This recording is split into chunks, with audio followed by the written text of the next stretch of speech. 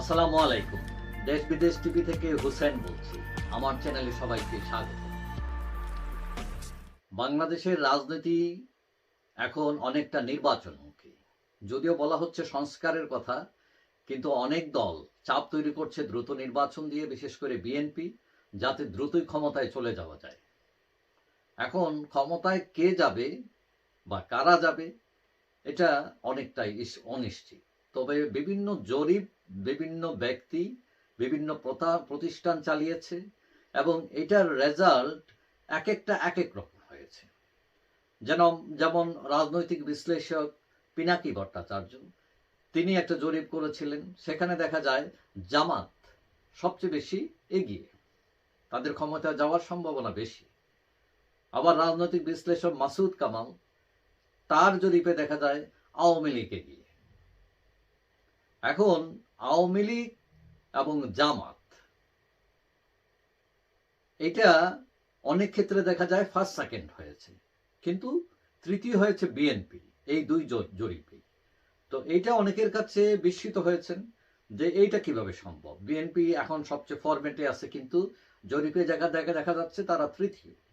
কেউ কেউ মনে করেন যে বিএনপি এখন বেশি অনলাইন ইউজ করে না, তারা কোনো চাপে নাই, বরং আওয়ামী লীগের লোকেরা এগুলো বেশি ইউজ করে, কারণ তারা এখন আত্মগোপনে আছে, খায়া কোনো কাম নাই, বসে বসে ইউটিউব টিভে এইসব কাজে অ্যাক্টিভিটিসে থাকে।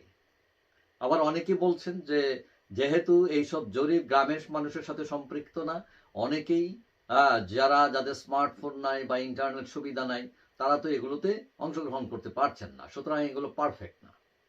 তবে সবচেয়ে যেটা বিষয় হলো যে আওয়ামী লীগ বিএনপি যতই সমালোচনা করেন না কেন, এরা হলো সর্ববৃহৎ দল। এখন যেখানে উত্থান হয়েছে সেটা হচ্ছে জামাত ইসলামের। দেখা যায় জামাত অনেক প্রগ্রেস করেছে, কিন্তু অনেকেই মনে করছেন যে যতই প্রগ্রেস করুক না কেন জামাত, মানুষ যখন ভোট দেয় তখন ওই আওয়ামী লীগ বিএনপিকেই দেয়। তো এখন নতুন একটা সিস্টেমের প্রস্তাব এসছে, সংখ্যানুপাতিক নির্বাচন। সেটা হলে আবার অনেক হিসাব নিকাশ উল্টে যাবে। এখন এই ক্ষেত্রে আবার আওয়ামী লীগ লাভবান হবে। আওয়ামী লীগ প্লাস 14 দল এবং ইসলামী কিছু দল যারা তার সাথে আগে ছিল, তারা যদি থাকে তাহলে তাদের ক্ষমতায় যাওয়ার আবার সম্ভাবনা তৈরি হতে পারে, যার কারণে এই হিসাব নিকাশ করে বিএনপি এই সিস্টেমে রাজি না।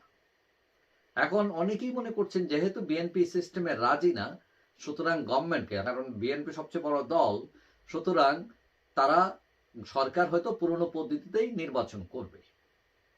এখন পুরনো পদ্ধতিতে নির্বাচন করলে আওয়ামী লীগের কি অবস্থা হবে, বিএনপির কি অবস্থা হবে, জাতীয় পার্টির কি অবস্থা হবে, জামাতের কি অবস্থা হবে। এখন অনেকেই মনে করছেন যে পুরনো পদ্ধতিতে নির্বাচন হলে বিএনপি এবং তার জোটের ক্ষমতায় যাওয়ার সম্ভাবনাই বেশি। এখন এই ক্ষেত্রে আওয়ামী লীগ নির্বাচন করতে পারবে এটা অনেকটাই নিশ্চিত হয়ে গেছে এখন, যেটা নিয়ে আগে দ্বিধা ছিল, দ্বন্দ্ব ছিল। যখন ডক্টর ইউনূস বলছেন যে তারা ওয়েলকাম করবেন আওয়ামী লীগকে বিচারের পর, তবে মনে করা হচ্ছে বিচার তো তারা হয়তো দ্রুতই করে ফেলবেন নির্বাচনের আগেই, এবং আওয়ামী লীগকে তারা ডাকবেন। এখন আওয়ামী লীগ এসে কার সাথে তারা জোট করবে, তাদের আসে 14 দল এবং জাতীয় পার্টি। এখন এই ক্ষেত্রে জাতীয় পার্টি অনেকটা সরে গেছে, তারা হাসিনার বিচার চেয়েছে, সুতরাং জাতীয় পার্টির সাথে তাদের আতাত বা ঐক্য নাও হতে পারে। এক্ষেত্রে বিএনপির সাথেও তারা চলে যেতে পারে। জাতীয় পার্টি 50-50 চান্স দুই দিকেই যাওয়ার। এখন কথা হচ্ছে যে জামাত, এই জামাত আবার ছাত্রদের সাথে চলে যেতে পারে। এখন ছাত্র প্লাস ইসলামী দল এবং জামাত যদি নির্বাচন করে, তাহলে তাদের ক্ষমতায় যাওয়ার সুযোগ তৈরি হতে পারে বলে অনেকেই মনে করেন। তবে যেটা বোঝা যাচ্ছে এবার বিভিন্ন তথ্য জরিপে, সেটা হলো এককভাবে কোনো দলই ক্ষমতায় এবার যেতে পারবে না, তাদের সহযোগী সংগঠন লাগবে। তবে সবচেয়ে বড় ব্যাপার হচ্ছে বিভিন্ন জরিপে দেখা গেছে অ্যাবাউট 35% পিপল, 35% মানুষ এখনো সিদ্ধান্তহীন। তারা বলছেন তারা এখনো সিদ্ধান্ত নেননি, অথবা তারা নিজেরা জানেন না কাকে ভোট দেবেন। সুতরাং 35% একটা বড় অঙ্ক।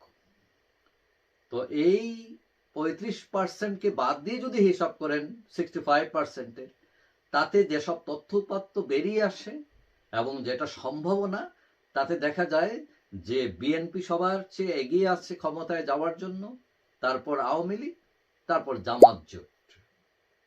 তবে এই হিসাব উল্টেও যেতে পারে, কারণ এটা হচ্ছে পুরনো হিসাব। নতুন যে জেনারেশন এখন তৈরি হয়েছে, যে জেনারেশন হয়তো 15 বছর ভোট দিতে পারে নাই, তারা কি চায়, তাদের মতিগতি কি, এটা অস্পষ্ট। সুতরাং এটা এখন স্পষ্ট করে বলা যাচ্ছে না কে ক্ষমতায় যাবে। তবে এটা মোটামুটি শিওর যে বিএনপি, আওয়ামী লীগ, জামাত, তাদের মধ্যে কেউ না কেউ বা কোনো জোট ক্ষমতায় যাবে এবং কেউ না কেউ প্রধান বিরোধী দল হবে। যাই হোক, সবাই ভালো থাকবেন। আশা করি দেখা হবে অন্য কোনো ভিডিওতে, ইনশাআল্লাহ। আল্লাহ।